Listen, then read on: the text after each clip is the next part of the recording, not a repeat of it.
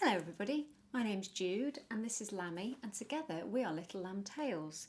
And remember, you can always follow us on Twitter or join us on Facebook and say hello.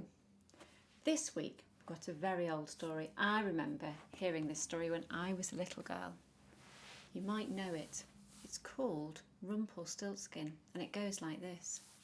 Long, long ago there was a king, and the king had many subjects, and amongst them was a miller. That means he made all the wheat for the bread. And he was very poor, but he did have a very beautiful daughter. One day the king called the miller to court. "Come and see me," said the king.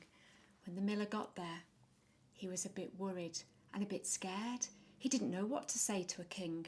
And so, silly man, he blurted out the first thing that came into his head. "My daughter can make gold out of straw," he said. "Marvellous," said the king. "Bring her here tonight." And off went the miller. Oh no, he thought, what have I said? He got home and he said to his daughter, "You must come with me to the palace. The king wants you." When the miller's daughter arrived, and the king said, "Tonight you are going to spin all of this straw into gold," the daughter could not believe it. She was locked inside the room with all of the straw and just a spinning wheel. "If it's not done by morning," said the king, "you'll die." The poor girl sat down and she started to cry. She didn't know how to make straw into gold. Just then, a strange little man appeared in the corner of the room. "Don't worry, I can help you," he said. "Give me the lovely glass beads you're wearing around your neck and I will spin the straw into gold." The girl unclasped the necklace and gave it over straight away. And the strange little man sat down and he span the wheel 3 times, and there all of the straw turned into gold thread on bobbins. When the king came the next morning, he was delighted. "That's amazing," he said, "but can you do it again? Tonight you must make even more straw into gold." "Oh no," thought the girl, "not again." But just as before, in the corner of the room appeared the strange little man. "Don't worry, give me the ring on your finger and I will make all this straw into gold." Straight away the girl took off the ring and gave it to the strange little man. And he sat at the spinning wheel and span the wheel 3 times for each bobbin full of gold. Soon the room was full of bobbins full of golden thread. Well, when the king saw it the next day, he was delighted. "This is fantastic," he said. "Tonight I'm going to give you even more straw, and if you manage to turn that into gold, I will marry you and you will be the queen." The girl found herself locked in the room once more and she burst into tears. "I can't do it," she said.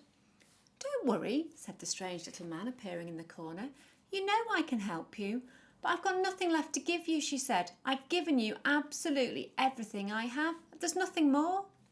"Don't worry," said the strange little man.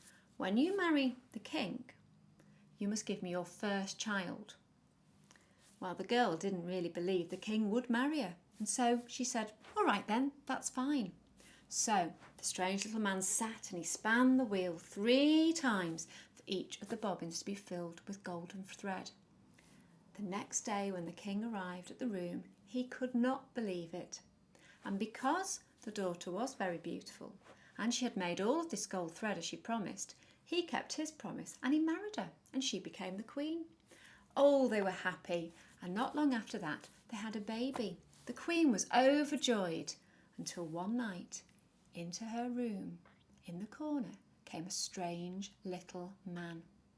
"You must give me the child you said you would." "Oh, no, no, no, no," she said. "Please take anything else. Take all my gold, my jewellery, my silver, whatever you want." "No, I will take your child. That was the deal. Unless you can find out my name within 3 days. Every day the strange little man came back and the queen gave out a list of names. "No, that's not it. No, that's not it," he said. By the 2nd day, the queen was beside herself. "I've got 1 more day to guess. What will happen? He'll take my baby away."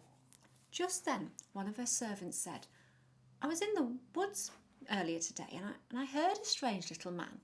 he was jumping up and down and singing the strange little rhyme. What was it, he said?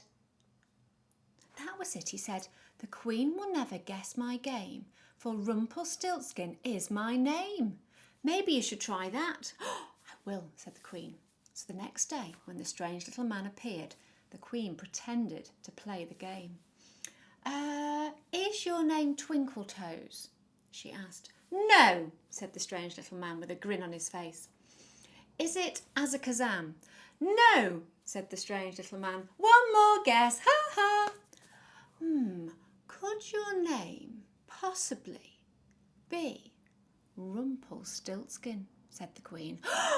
How did you know?